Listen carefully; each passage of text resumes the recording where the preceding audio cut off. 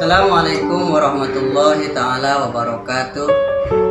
Alhamdulillahirabbil alamin. Asyhadu an la ilaha illallah wa asyhadu anna Muhammadar Rasulullah. Allahumma sholli ala sayyidina Muhammad wa ala ali sayyidina Muhammad. Para audiens, para ikhwan dan akhwat, kaum muslimin wal muslimat dimanapun Anda berada, bertemu lagi dengan saya Saudara Irwan Gusniawan dalam rangka ngobrol perihal ibadah. Bahwa ada sebagian orang yang bertanya tentang perjalanan orang yang sudah meninggal dunia. Pertanyaannya adalah, di manakah posisi sekarang orang yang sudah meninggal dunia? Ada sebagian orang yang menyatakan bahwa orang yang sudah meninggal dunia itu sekarang berada, kalau orang soleh di surga, kalau orang yang tidak soleh di neraka. Sebenarnya jawaban yang seperti ini bisa dianggap keliru.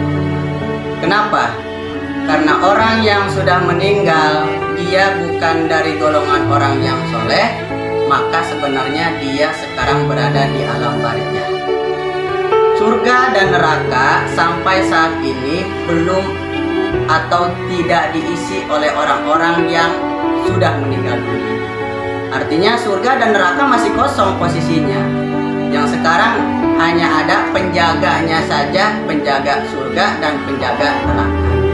Artinya orang yang dari dulu sudah meninggal dunia, bukan posisinya sekarang di surga, bukan posisinya sekarang di neraka, tapi di alam barzah. Lalu pertanyaannya, bagaimana kalau posisinya dia sebagai orang yang soleh?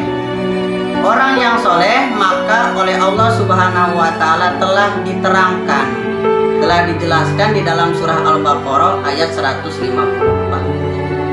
Bunyinya, A'udzubillahi minasyaitonirrajim. Bismillahirrahmanirrahim. Wala taqulu lima yuqtalu fi sabilillahi amwatun bal ahya'u walakin la tash'urun. Bahwa jangan kamu berpandangan, jangan kamu mengatakan, jangan kamu berpikir orang-orang yang soleh dalam teksnya gugur di jalan Allah. Apakah dia dibunuh, apakah dia dalam keadaan sakit, baik dari kalangan para ulama, baik di kalangan orang-orang biasa, maupun kalangan orang-orang yang soleh, katakanlah para waliullah, para nabi dan rasul, maka sebenarnya mereka tidak mati. Bal ahya'u, akan tetapi mereka masih hidup.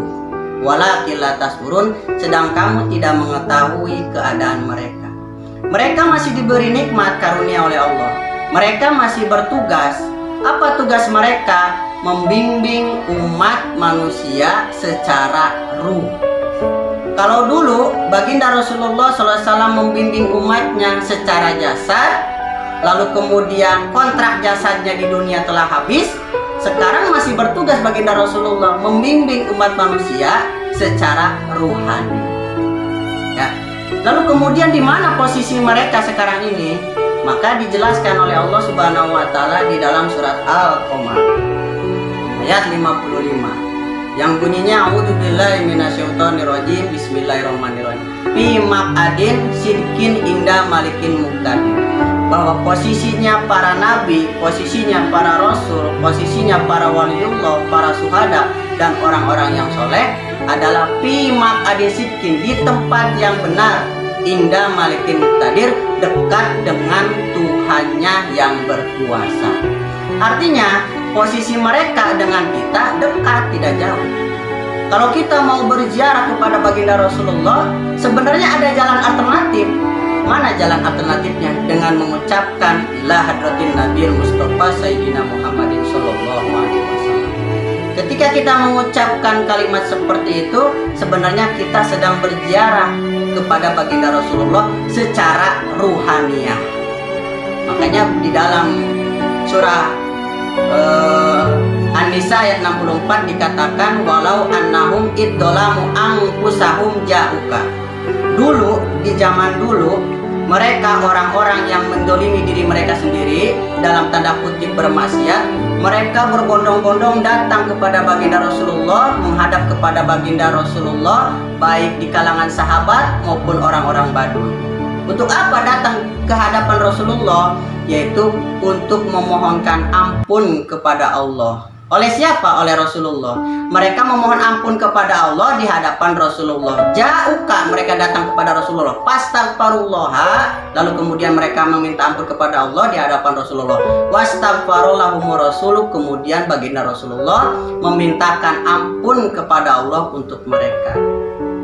Jadi untuk bisa kita berhadapan dengan Rasulullah, atau kita berziarah kepada Rasulullah, atau kita menghadap kepada Rasulullah, ada jalan alternatif secara ruhaniyah, yaitu dengan mengucapkan ila hadratin Nabiul Mustafa, baginda Nabi Muhammad SAW. Sering masyarakat kita ini berpandangan bahwa ketika kita mengucapkan kalimat tersebut adalah kita mengirim Fatihah kepada Rasulullah. Tidak mengirim Fatihah, tapi kita sedang menghadap kepada Rasulullah, sedang berziarah, berhubungan dengan Rasulullah. Makanya di dalam sholat, ketika kita tahiyatul, assalamu alayka ayuhan nabiyyu warahmatullahi wabarakatuh, kita mengucapkan salam penghormatan kepada baginda Rasulullah.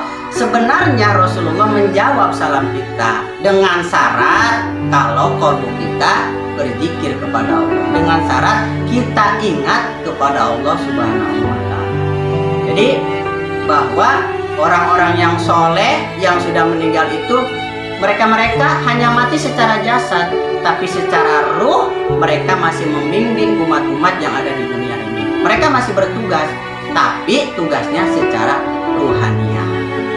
Makanya jangan beranggapan bahwa ketika kita mengucapkan ilah hadrati atau kita mengucapkan sholawat Allahumma sholli ala sayyidina Muhammad wa ala ali sayyidina Muhammad itu dikatakan sebagai perkara yang baru. Bukan, tapi kita sedang melakukan proses penghambaan kepada Allah, meminta ampun kepada Allah, taubat kepada Allah di hadapan Rasulullah SAW secara ruhaniyah. Bi maqadin sidkin inda malikin muqtadir. Di dalam surat Al-Qaf juga dikatakan wa nahnu aqrabu min hablil warid, bahwa aku lebih dekat daripada urat lehermu. Artinya Allah sangat-sangat dekat dengan kita. Karena sebenarnya manusia itu ada sebuah istana di dalam dadanya yang disebut dengan qasr. Di dalam qasr ada yang namanya kolbu. Di dalam lapisan kolbu ada yang namanya fuad. Di dalam fuad ada yang namanya sagop. Di dalam sagop ada yang namanya lub. Di dalam lub ada yang namanya sir. Di dalam sir ada aku menurut Allah Subhanahu wa Ta'ala di dalam hadis qudsinya.